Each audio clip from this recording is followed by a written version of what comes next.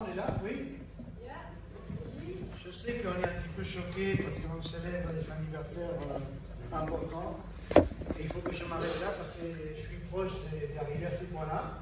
Donc, du coup, il faut que je fasse très attention. Okay? Et alors, merci Seigneur. Merci qu'on puisse avoir l'anniversaire.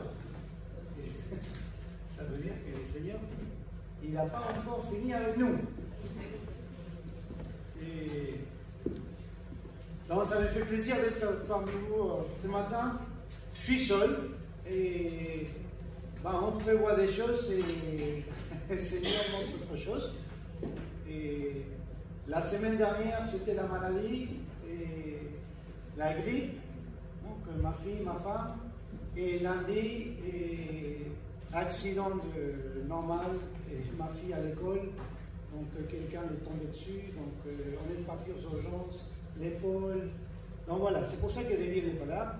Donc, merci de continuer à prier pour Sophia, la pauvre. Elle vient de sortir de maladie de la grippe et maintenant, elle a l'épaule immobilisée, donc tout ça. Mais bon, ça va aller.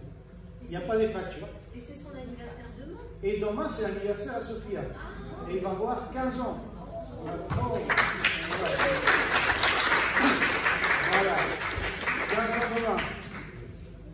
Donc, et oui, on était en train de discuter avec les membres du conseil. Et comme vous savez, ça fait 6 mois, 7 mois qu'on vient chaque mois. Sauf le support. Mais qui vous me supportez, c'est ça que Thierry dit. En fait, on avait pris un engagement avec ma femme de venir soutenir l'église une fois par mois. Et on était en train de discuter cette semaine et dit waouh, on arrive à la fin de notre engagement. Mais je sais que vous allez devoir nous supporter un petit peu plus parce qu'on va aller jusqu'au mois de juin, donc Dieu voulant, pour continuer à venir faire la route. On a fait déjà 7000 km en 6 mois, donc du coup, en 7 mois. Donc, c'est 1000 km entre Bordeaux ici, 500. Mais, pour ceux qui me connaissent, ça passe vite.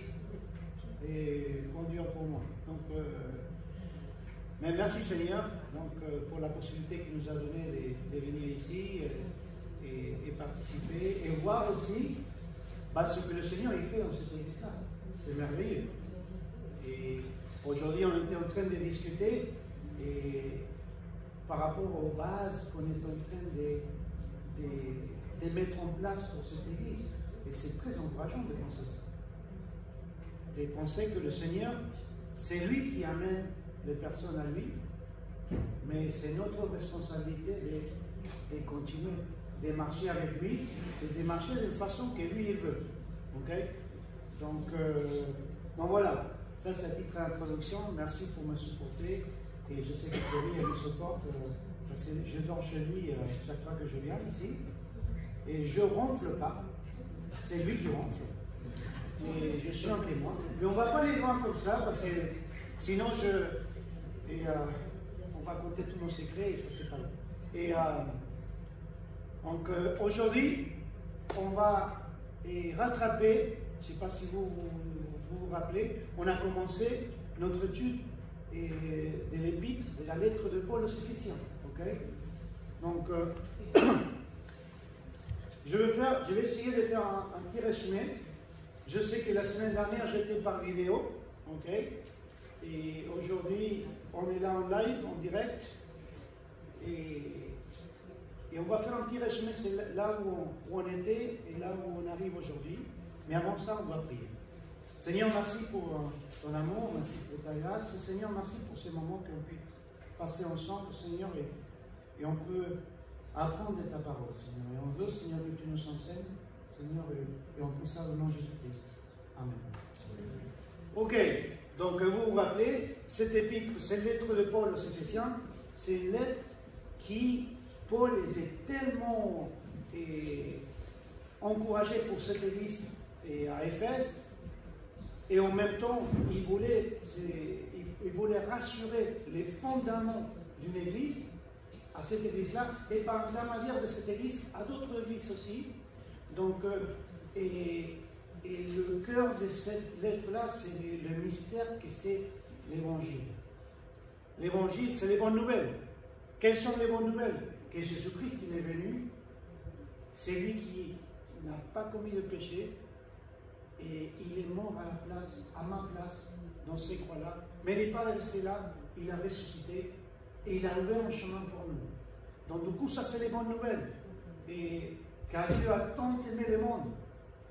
Et c'est incroyable, quand on pense à ces versets-là, qu'on le connaît des fois par cœur, on n'a pas d'adjectif pour décrire l'amour de Dieu. C'est pour ça qu'on dit, il a tant aimé. On ne peut pas l'en mesurer. Qui a donné son Fils unique, afin que quiconque croit en lui ne périsse pas, mais qu'il ait la vie éternelle. Donc du coup, ici, dans cet épître-là, et on a dit, quand on a commencé dans cette introduction, que c'est une épître que Paul écrit à des chrétiens pour leur rappeler ces fondements de cette Église. Et le fondament, c'est qu'on est fondé en Christ. Okay? Et la position qu'on a, cette position, c'est toujours en Christ. C'est grâce à Jésus-Christ. Sans lui, et ça ne sert à rien. Les premiers 3 chapitres, on a vu, et ça se répète ces 2 mots. En Christ, en Christ, en Christ. On a vu dans le premier chapitre qu'on était bénis. Bénis avec toute bénédiction spirituelle. Okay? Et on pensait à nous, dans notre vie, ah, qu'est-ce qu'on aimerait bien avoir ces choses-là et cette autre chose-là et se sentir béni. Et on regarde les autres personnes, ah oui, ils sont bénis. Ben nous, on est bénis en Jésus-Christ. Après, on a appris aussi qu'on était pardonné. Et par lui, et être pardonné, c'est commencer avec une feuille blanche. Recommencer à nouveau. Grâce à qu'un jour, on a accepté Jésus-Christ, on a reconnu qu'il était des pécheurs et on a accepté Jésus-Christ comme notre sauveur personnel.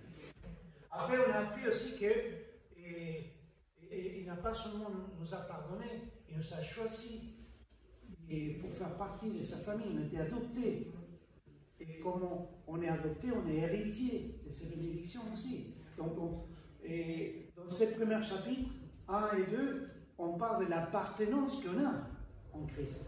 L'appartenance qu'on a dans la famille de Dieu. L'appartenance qu'on a dans l'Église. Et on termine le chapitre 1 et ça dit, et ça c'était la dernière fois qu'on a vu par vidéo, ça dit on était scellés par l'Esprit Saint. Ok?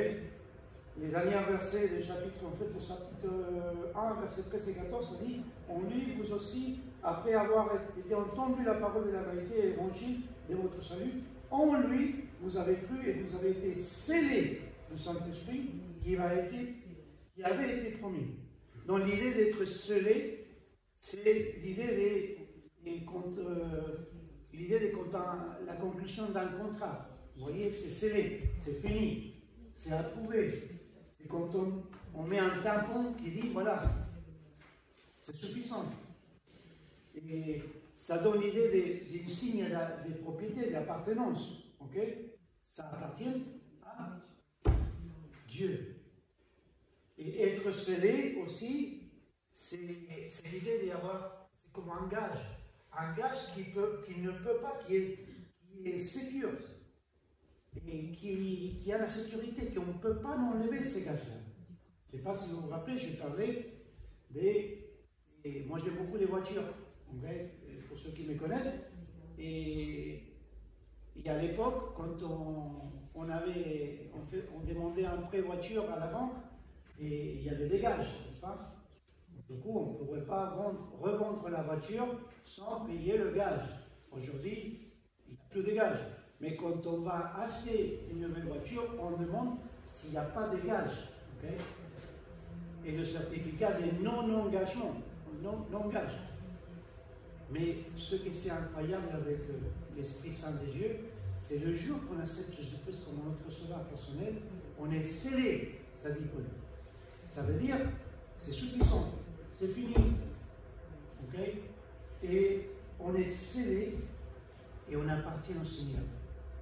Et Et on va voir aujourd'hui, ça ne dépend pas de nous. Et c'est ça les versets qu'on va voir aujourd'hui. Mais c'est incroyable de penser ça.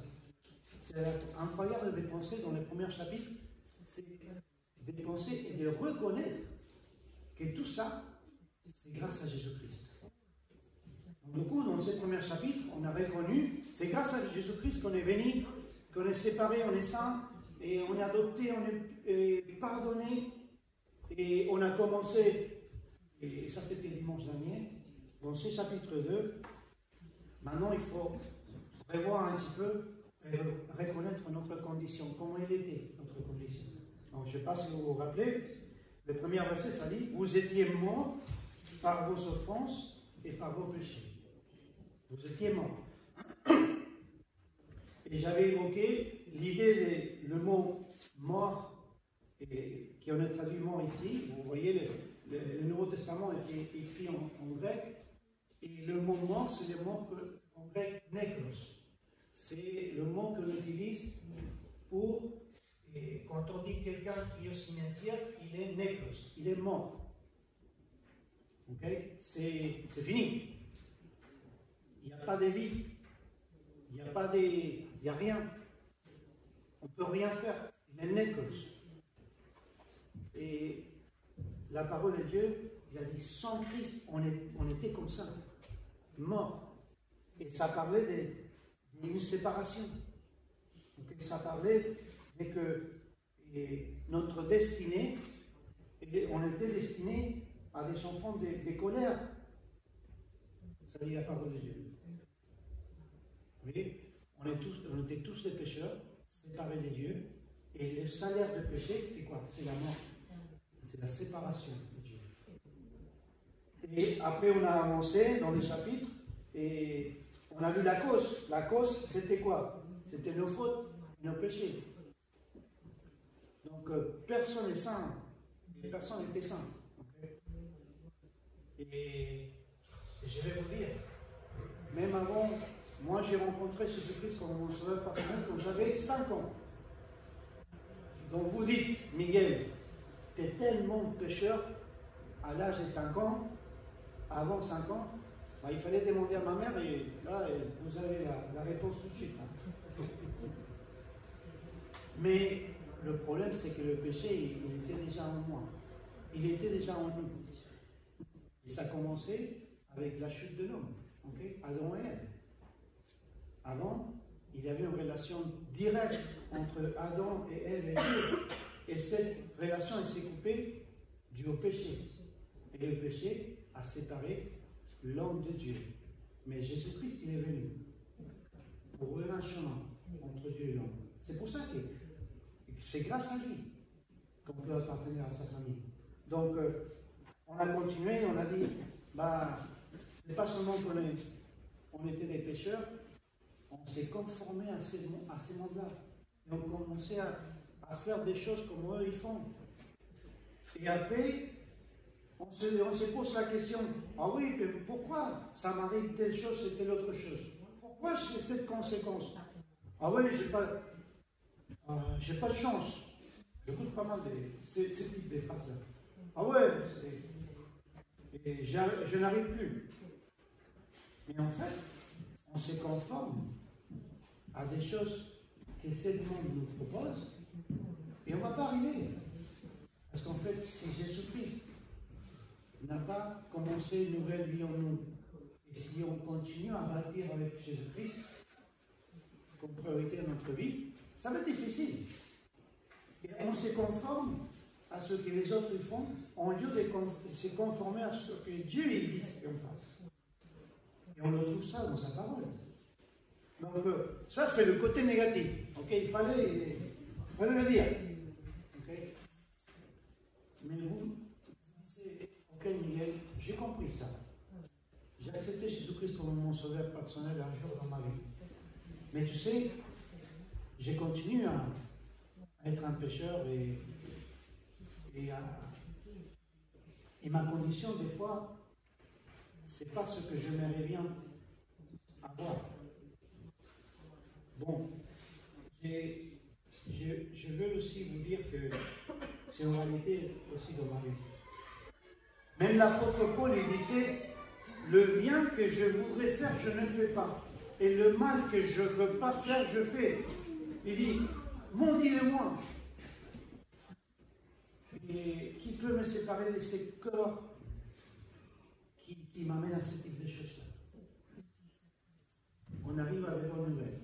Parce qu'en fait, ces lettres-là, rappelez-vous, c'est écrit à des chrétiens, à des personnes qui sont unies, on rencontre personne avec Christ. Et on arrive au verset 4. Et c'est là qu'on est resté. Pour ceux qui sont regardés la vidéo la semaine dernière, chapitre 2, verset 4, ça dit, mais Dieu,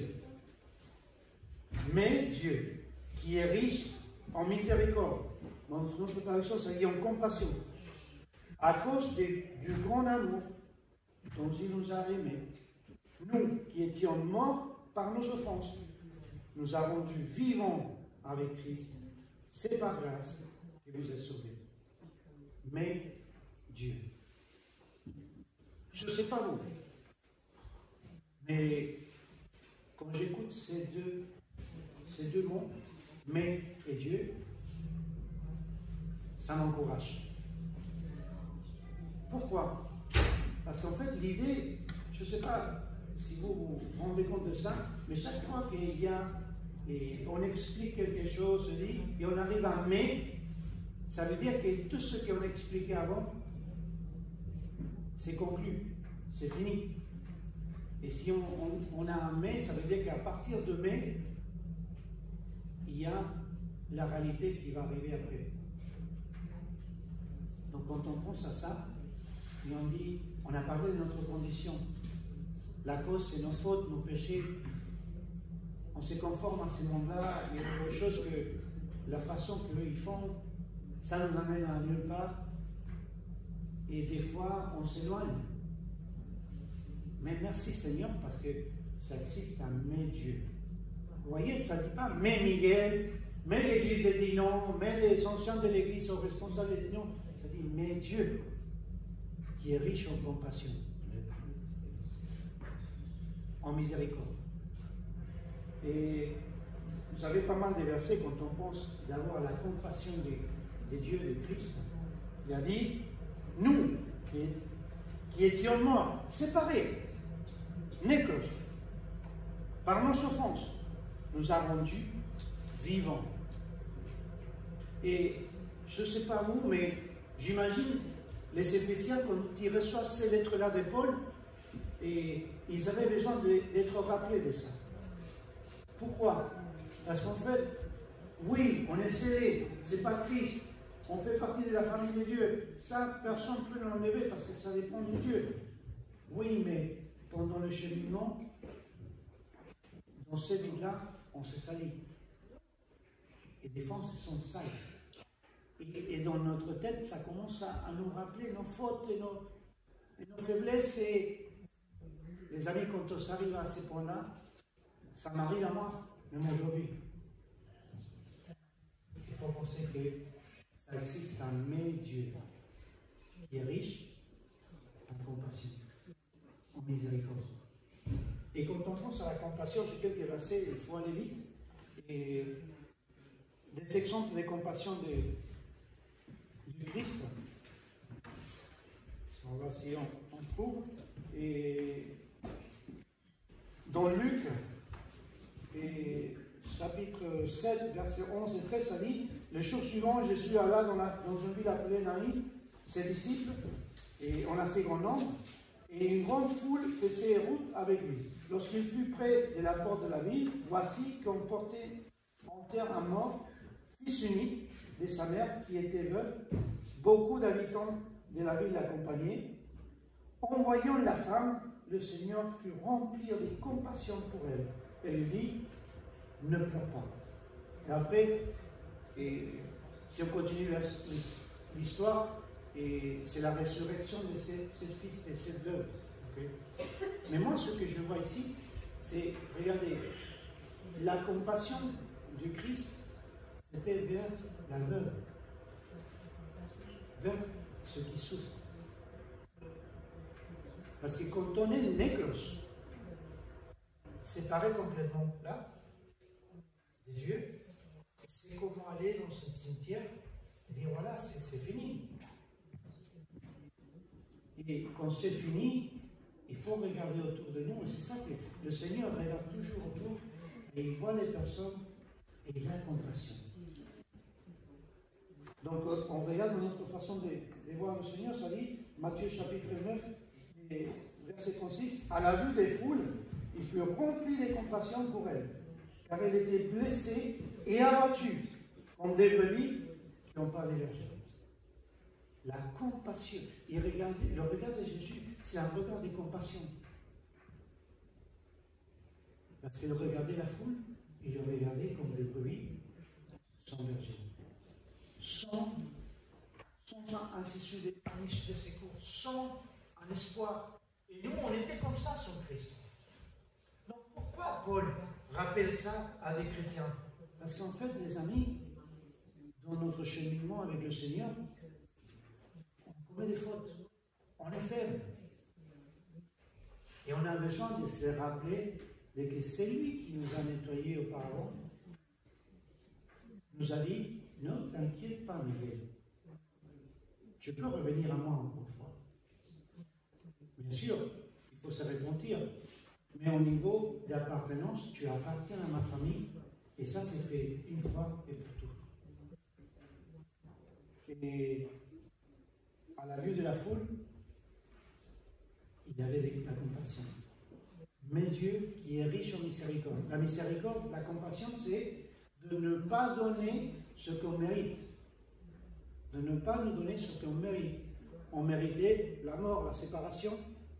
Le Seigneur, il a miséricorde envers nous. Il ne nous donne pas ça. Il nous donne quoi? C'est ça qu'il dit après. C'est par grâce que vous êtes sauvés. Verset 6. Il nous a ressuscités ensemble.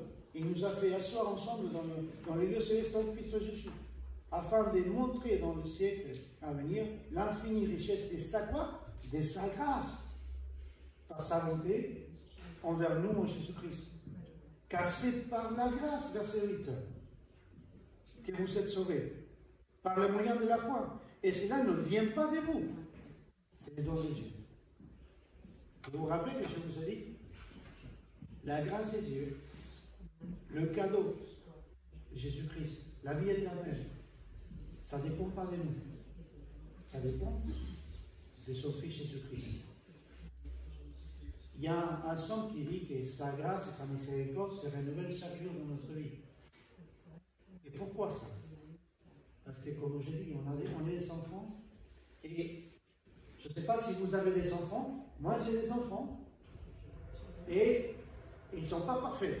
Ils sont loin d'être parfaits. Okay? Mais ils seront toujours mes enfants. Et je vais les aimer. Ils vont commettre des fautes. Et des fois, les fautes, ils sont graves. Vous imaginez notre Dieu, c'est notre Père. Sa grâce et sa miséricorde nous encouragent à penser, wow, si lui nous a pardonné, si lui, il me dit que sa miséricorde, en fait, ce que je mérite, je ne vais pas le recevoir parce que lui, il m'aime. En plus de ça, je vais recevoir ce que je ne mérite pas. Et ça, c'est la grâce. Un cadeau qu'on ne mérite pas. Ça, c'est incroyable. Mais Dieu. Et j'espère, mes amis, je ne sais pas dans quel moment vous passez aujourd'hui et qu'est-ce qui se passe dans votre vie. Mais Paul, ici, comme je vous répète, il écrit à des chrétiens, des personnes qui sont eu un moment de recevoir Jésus-Christ comme un receveur personnel et ils ont besoin d'être rappelés de ça. Peu importe notre cheminement, si on appartient à Dieu, bah, c'est notre Père. Et notre Père, il sera toujours là pour nous pardonner, pour nous donner des fois même des choses qu'on ne mérite pas. Parce qu'il a fait une fois. Le cadeau le plus important qu'il nous a donné, c'était Jésus-Christ. Et nous, on ne méritait pas. Et comme on a dit au début, ça ne dépend pas de nous. Et quand on pense à ça, je dis, ok, si le salut, ça ne dépend pas de moi, la grâce, la miséricorde, ça ne dépend pas de moi non plus. Ça dépend de Dieu. Bon, les amis, si ça dépend de Dieu, ça va nous encourager. Ça veut dire que si cette semaine, ça a été difficile, c'est vrai peut-être. Si j'ai commis des fautes, si j'ai fait des erreurs, et je péchais, il y a un mais Dieu. Et quand on a un mais Dieu, ça veut dire que sa miséricorde et sa grâce, il sera vers moi. Et demain, je peux recommencer à nouveau. Et comment est-ce que je peux savoir ça? On peut lire ça 1 Jean, chapitre 1, verset 9. 1 Jean, chapitre 1, verset 9, c'est un verset qu'on connaît, et ça dit quoi? Si nous disons que nous n'avons pas de péché, nous nous trompons nous-mêmes, et la vérité n'est pas en nous. Et il parle à les chrétiens aussi, Jean. Si nous reconnaissons nos péchés, il est fidèle et juste pour nous les pardonner. Et là, si on restait là, ça serait génial. Se sentir pardonné, c'est génial. Mais regardez ce qu'il dit après. Et nous purifier de tout mal. Waouh! C'est encore une fois feuille blanche. Je ne sais pas où, mais moi, ça m'encourage. Parce que, en me voyant moi-même et en voyant mes faiblesses et mes fautes, je dis merci Seigneur pour ta miséricorde, sa grâce. Et ce matin, je veux commencer avec ça. Parce que je regarde hier et je dis, oh, peut-être ce n'était pas très top. Mais merci Seigneur. Merci Seigneur parce que ta miséricorde, ta grâce, ça renouvelle chaque jour. Donc du coup, on va finir avec ça aujourd'hui. On a parlé de sa compassion, on a parlé de sa grâce, mais on reste avec son plan. Ok? Éphésiens chapitre 2, verset 10, ça dit, car nous sommes son ouvrage, ayant été créés en Jésus-Christ pour des bons œuvres, que Dieu a préparés d'avance, afin que nous la pratiquions. Et là, je dis, ok, donc, je ne comprends pas la grâce, la miséricorde de Dieu. Parce qu'en fait, il me connaît. Il sait que moi je suis faible. Il sait, en fait, on a parlé de notre condition, de nos erreurs, de nos péchés. Et en plus de ça, ce n'est pas seulement qu'il ne nous donne pas ce que nous on mérite, il nous donne quelque chose qu'on ne mérite pas, sa grâce. Et en plus, il a un plan pour nous. Il a créé des bonnes œuvres en avance pour que nous marchions. Je ne sais pas vous, mais quand on se sent un petit peu dans cette situation que on ne se sent pas bien, on ne se sent pas à l'auteur, on ne se sent pas des fois utile, et on se rend compte que oui, on est faible, et on a besoin de la grâce et de la miséricorde de Dieu. On ne pense jamais qu'on a notre opportunité avec lui pour être utilisé ou faire quelque chose pour son service. Moi, j'ai noté quelques phrases. Et quand on arrive à dépendre comme ça dans notre vie, on pense, est-ce que je suis pour quelque chose? Est-ce que je sers à quelque chose? Est-ce que je suis utile pour quelque chose? On arrive à ces points-là dans notre vie quand on est dans des situations difficiles, quand on est des moments, même, je peux dire, de dépression des fois. Mais Dieu. Et si vous n'avez pas souligné dans votre Bible, si vous avez une Bible, ou si vous avez dans votre portable, vous pouvez le souligner même là. Mais Dieu. Dieu, il peut venir à nous et nous donner sa grâce et sa miséricorde pour recommencer la journée demain. Et pas seulement comme ça, c'est aussi pour pouvoir marcher avec un plan que lui, il a en avance pour nous. Donc, je ne sais pas vous, mais j'ai hâte de voir ce que le Seigneur il a pour moi. Et ça m'encourage, ça me donne un petit peu de l'espoir, parce qu'on va dire, des fois on ne se sent pas le cœur plein. Il y a beaucoup de fois pour moi. Et j'en ai ces questions-là. Est-ce que je sers à quelque chose? Est-ce que...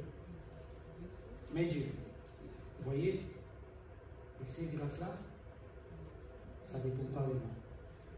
Ça dépend de Dieu. Donc j'espère que ça peut vous encourager. Et quand on, ce sens-là d'appartenir, appartenir à Dieu, appartenir à sa famille, appartenir à l'Église, et aussi l'endroit où le Seigneur il peut nous utiliser pour servir. Quand lui il dit, j'ai des bons œuvres que j'ai créés en avance pour vous, et il faut seulement être disposé à les faire. Et je dis, bon, quand on demande, est-ce qu'il y a des volontaires pour ça? Bon, peut-être c'est ton opportunité de voir, je ne sais pas si je suis à l'auteur de ça ou de l'autre chose. Et c'est pas grave, parce qu'on a lu, ça ne dépend pas de nous, ça dépend de lui. Lui, il n'a pas besoin de nos talents ou nos capacités. Il veut seulement notre disponibilité. Les capacités et les talents vont venir après. On peut travailler. Il veut voir notre cœur, notre attitude. Donc aujourd'hui, on peut dire, malgré nos fautes, malgré nos erreurs, mais Dieu peut me donner pas seulement un nouveau commencement, mais aussi une espérance, c'est-à-dire, voilà, ça dépend pas de moi, ça y est, j'ai bien compris. Donc si ça dépend de Dieu, je peux commencer demain. Prions. Seigneur, merci pour ta parole, merci pour ta grâce.